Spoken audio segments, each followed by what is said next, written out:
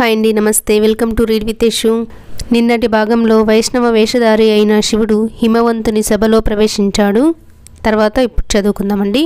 నగాధిపుడు అతిథిని కుశలాధికమడిగి, స్వామి, నే చెయ్యవలసిన కర్తవ్యాన్ని ఆజ్ఞాపించండి అని కోరగా ఆ విప్రుడిలా అన్నాడు. ఓ గిరి సార్వభౌమ, నేను బ్రాహ్మణుడను, వైష్ణవుడను, బుధనత్తముడను, జ్యోతిష వృత్తిని చేపట్టిన వాడను. భూమండలమంతా తిరుగుతూ ఉంటాను.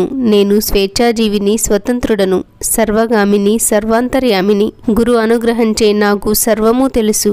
నేను శుద్ధాత్ముడను, నిర్వికారుడను, మీదు మిక్కిలి దయాసింధువును, పరోపకారిని. మంచి లక్షణాలు కలిగి లక్ష్మీదేవిలా ఉండే అందమైన నీ కుమార్తెను విరూపాక్షునకిచ్చి వివాహం చేయబోతున్నావని తెలిసింది.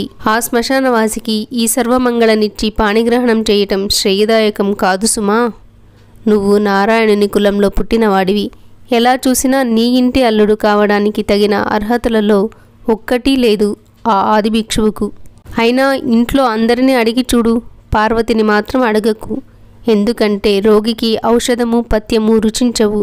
రోగాన్ని వృద్ధి చేసే అపత్యాహారం మాత్రమే రుచిస్తుంది. ఇలా చెప్పి నిశ్రమించాడు కపట వైష్ణవుడైన శంకరుడు. కపట వైష్ణవుని మాటలు విన్నది మొదలు మేనాదేవి హృదయం దుఃఖభారంచే నిండిపోయింది.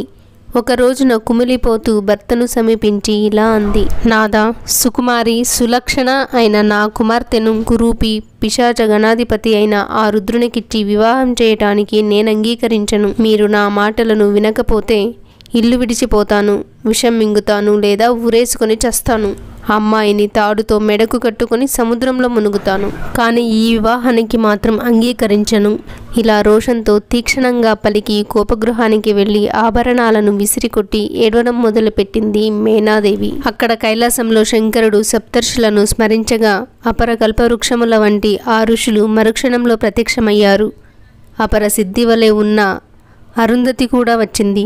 వారందరూ ఈశ్వరుని స్తుతించి, శంకర, నీ నామస్మరణ మాత్రం చేతనే మహాపాతకాలు నశించి ఉత్తమ లోకాలు సిద్ధిస్తూ ఉంటే, అలాంటి నువ్వు మమ్మలను స్మరించావంటే మా పుణ్య విశేషాన్ని ఏమని కొనియాడాలి?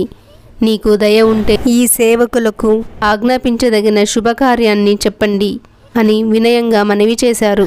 అంత చంద్రశేఖరుడు వారికి తారకాసురుడు బ్రహ్మ నుండి వరాలను పొందిన వృత్తాంతం మొదలుగా పూర్వగాథను చెప్పి కర్తవ్యాన్ని ఇలా బోధించాడు.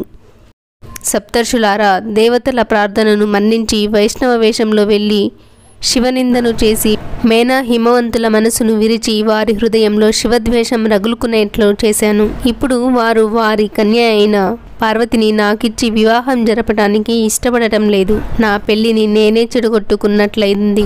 కనుక మీరు వెళ్ళి ఆ దంపతుల మనస్సులను మరల్చి గిరిజను నాకిచ్చి కళ్యాణం జరిపించేటట్లుగా కన్యావరణ విధిని నెరవేర్చండి. ఇది దేవతా కార్యం. అంత ఆ మహర్షులు శివపార్వతుల కళ్యాణానికి తాము సంధానకర్తులం కాబోతున్నామనే మహదానందంతో ఆకాశ మార్గాన పయనించి ఓషధీప్రస్థపురంలో దిగారు. నగరం మహాశోభాయమానంగా ఉంది. అలకా నగరాన్ని అతిక్రమించిన సంపదతో, అమరావతిని తలదున్నే అందచందాలతో, భోగవతి నగరాన్ని మించిన భోగభాగ్యాలతో పరమరమణీయంగా ఉంది. విశాలమైన రాజవీధులు, మిదుమండలాన్ని చుంబించే చంద్రశాల శోభిత సౌధరాజాలు, నీడలు తోచే పాలరాతి గచ్చుతో మేడలు, చందనం పన్నీరు కలిపి కలంపి జల్లి కాశ్మీర రజంతో అంటే కుంకుమ పువ్వులతో రంగవల్లికలు, ఆ రంగవల్లులు తీర్చిదిద్దిన వాకిళ్ళు, విచిత్ర పత్ర పుష్ప పల్లవ లతా శోభితమైన తోరణాలు, అనేక ఉద్యానవనాలు, ఉపవనాలు. అలాంటి నగరాన్ని చూసి, ఇట్టి సౌభాగ్య నగరం ఈ భూమి మీద ఉంటే కర్మటులు స్వర్గాన్ని కోరి కష్టపడి యజ్ఞానెందుకు చేస్తారో అని సంశయాత్మకులయ్యారు సప్తర్షులు. నగర సౌభాగ్యాన్ని వారిలో వారు వర్ణించుకుంటూ హిమవంతుని సౌధాన్ని చేరారు. సూర్య సంకాశంతో వస్తున్న వారిని చూసి ఎదురేకి అతిథి మర్యాదలు జరిపి ఆసీనులను చేసి, మీ రాకతో నా గృహస్థాశ్రమ జీవితం ధన్యమైంది.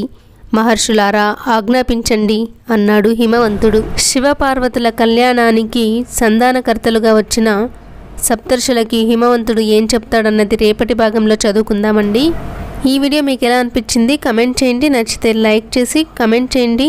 అలాగే సబ్స్క్రైబ్ చేసుకొని ఇలాంటి వీడియోలు చూస్తారు అనే వాళ్ళకి షేర్ చేయండి. థ్యాంక్ యూ ఫర్ వాచింగ్ అండి. సర్వం ఉమామహేశ్వర పాదార్పణం.